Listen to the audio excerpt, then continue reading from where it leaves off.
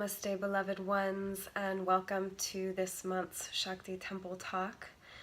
So, I am going to go into a potentially controversial subject today. I love controversial subjects. And that is the sublimation of sexual energy that happens within the traditional Tantric and the Taoist systems. The reason this is controversial is that there's a common misconception in the Neo-Tantra world and even in those who get into the Taoist Tantric practices that when we start to engage in these practices and in these systems, we're actually going to become more sexual beings. We're going to desire more sexual activity. It's going to expand this experience. And what I'm wanting to share today is when we step into these containers of practice, in fact, in some ways, the opposite thing happens. Because what these practices do is they take the density of our sexual energy and they start to sublimate it, to bring it into a lighter, more rarefied frequency, right? So if we are actually doing these practices correctly, our sexuality will transform incredibly. We will become far more sensitive because this energy becomes more rarefied, which means that we actually need less and less gross sexual experiences, as in very physically experiential sexual experiences, because the subtlety, the sensuality is what increases with the energetic sublimation. However, those more raw sexual urges and that more raw desire, uncontrolled, untamed desire, starts to become more contained. It starts to become more discerning. There's more discernment around that energy. Now, this doesn't mean that the energy is stifled. This is that balance between yin and yang, in that the energy is flowing naturally, but it's flowing like it is being held within the banks of a river. So it gets to this point, and this is true in the Taoist and Tantric systems. We talk about opening the chakra, so like opening the root chakra. And it's actually very detrimental for our spiritual development and our energy and our health to have an open root chakra, right? So even in the Taoist jade egg practices, one of the goals is that we create a strong container. We actually kind of seal that root chakra, those lower chakras, to contain this energy. Containment is the key here. If we are leaking this energy, if we are over-sexual, this isn't about suppression, this is about finding that middle ground. If we are overly sexual, overly showing this energy, we'll actually deplete ourselves. It's like a bucket that then has a bunch of holes cut in it and then the water is spraying out in all these different directions versus a bucket that's able to contain that water. Right, the waters of our sexual energy, that ojas or that jing, depending on the system that we're looking at.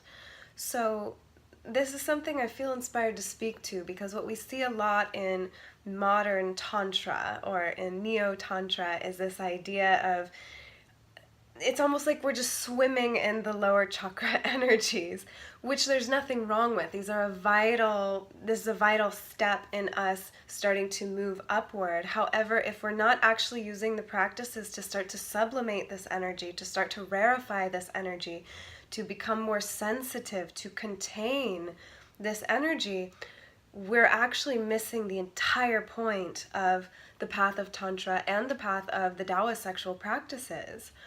It is very important as practitioners that when we step into these realms, we actually understand what the higher goal is with this.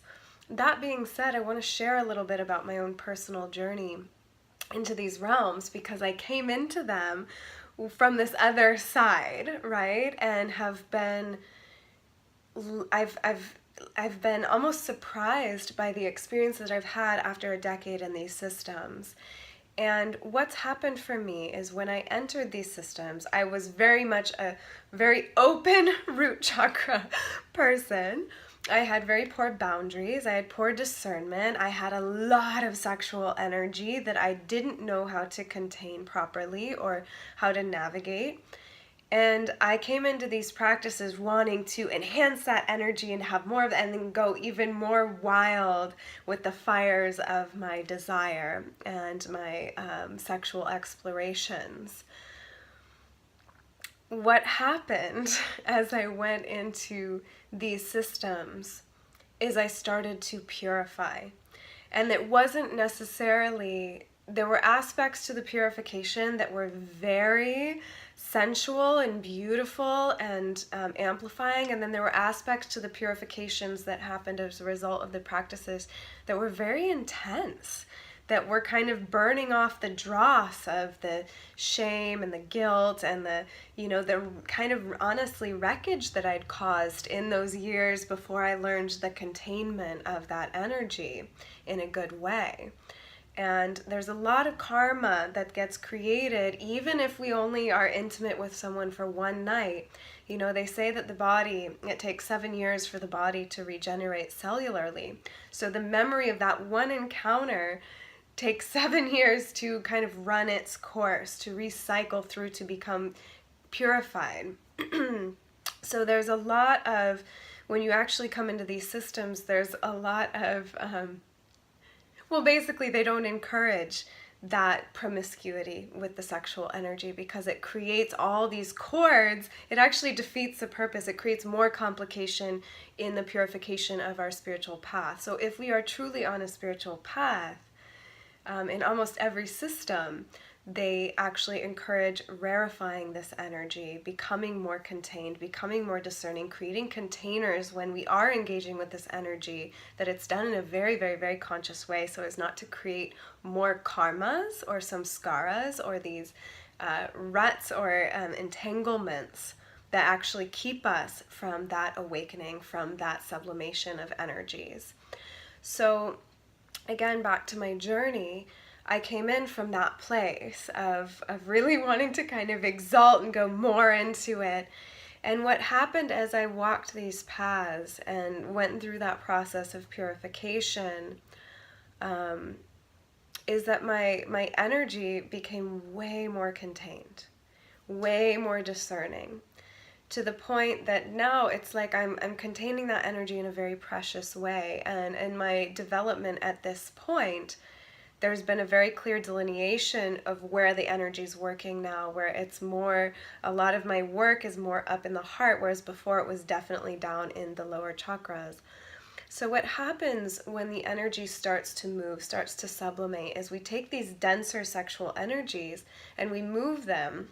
Once we create that containment, so that's the first step, is creating a container and really sealing that root energy so that we are holding that, we're not leaking any of that energy, right? The next thing that happens is the energy moves up through that fire of the navel, or the fire, the transformational chamber of what's called Manipura chakra, or the power chakra. What this center does is it introduces willpower. And it's that chamber that, fire, the element of fire takes something dense like wood and then turns it into something like smoke, right? Something less dense that can actually rise up into the cosmos. I have a little visitor. So once the energy moves through there, we start to have more willpower. Cutie. We start to have more willpower, more discernment, more harnessing of that energy. And what happens next is that energy starts to move into the heart, where it becomes the most rarefied. So now we have an open channel between those denser energies in the heart, and the energies are sublimating. It's like, I think of the bubbles in champagne, how they move up. And so it creates this lightness of our being. It creates, again, a deeper sensuality, as in the subtlety of our experience of life becomes much more enhanced. However, there ends up being much less of a need for these gross, intense kind of sexual experiences or peak experiences, because our whole system is more sensitized. Our whole system becomes more simultaneously open, as in sensitive, and yet contained, right? And so this is the true result of practicing within the tantric system or even in the Taoist system. And when we come into this rarefied field, it becomes ever more important that we are deeply discerning on every level of being those that we choose to share this energy with, because we spend so much time cultivating, purifying, channeling, burning off the dross with this energy. We don't want to then step backwards. We really want to engage with those who are on a similar path with that, and who can really meet and create also a containment in that two-bodied experience of practice. So again, once we're in these systems, and we start to see other people in these systems where it's like they're actually going deeper into this kind of like horizontally navigated sexual experience, and there's almost a hunger in it, or using the system as an excuse to feed what I call the hungry ghost, so to speak. No, there's nothing necessarily wrong with this if that's where people are at, but it can become a huge trap on the path. And if we're serious practitioners, we recognize this, and we're moving that energy. We're taking all that energy that's moving out here, and we're pulling it back to the self, and we're drawing it in and up. We're sublimating it. We're creating more lightness with that energy. We're creating a more heart-centered sexuality and sensuality. We're creating a more discerning, we're bringing that wisdom body also into this experience. And once we start to do that, it might limit the number of partners we can have, the people that will actually resonate on that same frequency. And the repercussions of when we do navigate with those who aren't on that level can be more intense also, which is something that I have experienced. And so it's a path of the hero and the heroine. It's a Vira path. It takes courage. It takes discipline. It takes devotion and deep trust and faith. And so as we navigate these paths and we start to rarefy that energy, I want to really specify, because there's a lot in the online world and just in the Tantra world in general now that really encourages this kind of unbridled, almost like getting rid of boundaries rather than reinforcing on a level. And the flow of sexual energy cannot be powerful without boundaries, without that containment, without those banks of the river that give it its power and its force and its ability to carve through obstacles. So I want to caution against this when we go into the realms of Tantra. If we're serious practitioners, now if we really want to have that more explorative sexual experience, that's one thing. That was a gateway for me. I was there when I started out on this path. But again, I was surprised as I continued on what actually ended up happening with the energy and where I stand today. And the other thing I want to state is that there's no finite point. There's no goal as we walk down this path. I'm still purifying. I'm still finding that alignment. There's still moments of like slipping, and then remembering to sublimate, to rarefy, to work with that energy in that vertical alignment. But I really want to bring attention to this for those of us who are in these systems, that should you become a serious practitioner and you start to notice this almost containment of the energy, it's not that you're doing something wrong, it's that you're doing it right. And if the opposite is happening, if you're just kind of swimming in the lower chakras, that energy of desire and sexuality and kind of that hungry, I call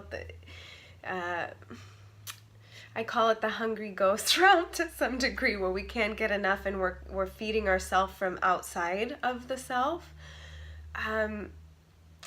I just want to encourage that there is a whole other level to this experience. And really what it is about for me is right relationship with our sexuality and our sexual energy. It's not about shaming it. This is not about that at all. It's actually about purifying the shame, which once we actually, and I'm still in process with this, we have layers and lifetimes and the collective, like there's a lot that's purifying right now with our sexual energy. So again, it's like layers of an onion, we peel back layer by layer by layer. But what happens when we really do start to transmute our shame is a right relationship with sexuality, where we're not overindulgent and we're also not suppressing. We're in this middle ground where ourself, like those higher energies, our compassion, our ability to understand and empathize and love and open and surrender, along with our capacity for discernment to make good choices around the use of this energy, and that primal power of that energy itself, that passion, right? All become aligned. And so we become the masters of this energy rather than the slaves. And we know we're masters of this energy when we really start to walk in a good and clean and holy way with it, rather than creating wreckage and more entanglement. So this is a moment of self-honesty, of just like, what am I creating with my sexual energy? Am I creating more connection, communion with something larger than self, with self also? Or is there a lot of entanglement and confusion happening as a result, and dissonance in relationships? So it's really about just learning, and again, without judgment, because if there is that kind of more entangled energy happening, these paths are amazing journeys to start to untangle and purify that, if we have that genuine desire and that vira bhava, that courageousness to go in and start to transmute, and that starts with that willpower, that will to decide to do what it takes to sublimate that energy. So I just want to speak to this because it's not often talked about. What we see a lot is kind of this exaltation of being uber sexual and very open and releasing boundaries and expanding, but there can be a lot of danger in doing that, especially when we start to go into the higher realms of these practices. So there can be spiritual repercussions and energetic repercussions and physical repercussions. So we just want to be aware that when we are on the true path of Tantra, when we're really stepping into the true path of also the Taoist sexuality practices, we are rarefying this energy. We are sublimating this energy. We are drawing this energy inward and upward. And then, yes, we might be sharing it with a partner, but it's like, because of what we've done, we're going to do that from a very, very, very consensual space, where our whole being feels a yes, a resonance with sharing with this other being, that there is that mutual containment, that two practitioners are coming together for something higher than just themselves. In the Tantric and Taoist system, sexual energy is always used for either healing or for awakening. It's not used to hedonistically, just simply for pleasure, ever. Ever. When we step into these systems, it's to amplify healing and awakening. It's to liberate our energy, but also to expand our consciousness, so that there is that meeting of all of the parts of self, the earthly, telluric, and the cosmic, right? That raw, primal, wild life force energy, and also that higher wisdom. And those energies meet in the heart, in that chamber of compassion and love and communion and connection. So I hope you enjoyed today's Shakti Temple talk, and I hope that it brings inspiration and clarity to these paths and their higher goals.